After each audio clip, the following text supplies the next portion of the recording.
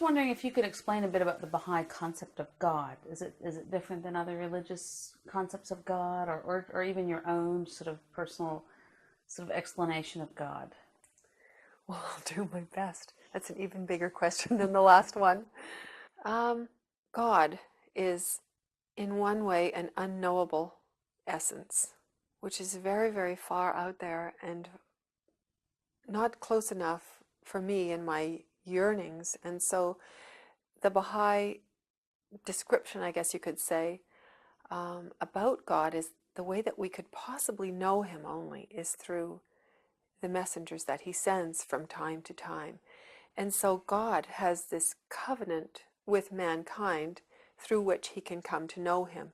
So throughout history, he has sent whom we might call prophets or manifestations of his essence, of his qualities, of his attributes, of all-knowingness or omnipotence or beauty or glory or splendor or magnificence and so on.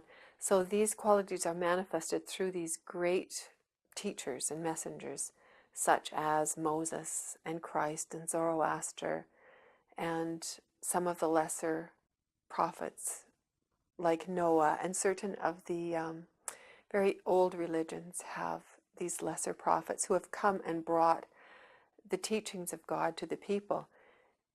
And it's like it is an innate sort of a knowledge. And Baha'u'llah, Baha'is believe, is the most recent of these messengers. So he is not different from previous messengers in any way whatsoever, and he is different in that his teachings open up this whole new era, because part of God's covenant with mankind is a developmental kind of covenant where mankind is always going to be growing up and maturing and becoming deeper in his understanding of what it is that God wants for us as a human race. Some of the ways that we have, as a race, treated each other in the past may have been appropriate and completely in line with our spiritual understanding at the time.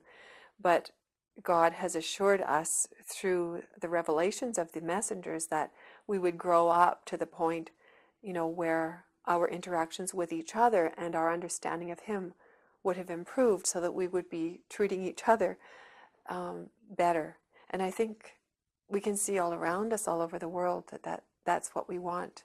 We're not satisfied with the ways of the past. And so we need this newly revived spiritual message, which comes with a type of understanding that is mature rather than childlike. So once again, the unknowable can only become knowable through something that human beings can understand, which is another human being. And so Baha'u'llah, in our age, during the 1800s actually, is when he lived, he brought these magnificent qualities of spirit and these magnificent teachings which would enlighten and advance the human race to the nobility for which it has been created all along.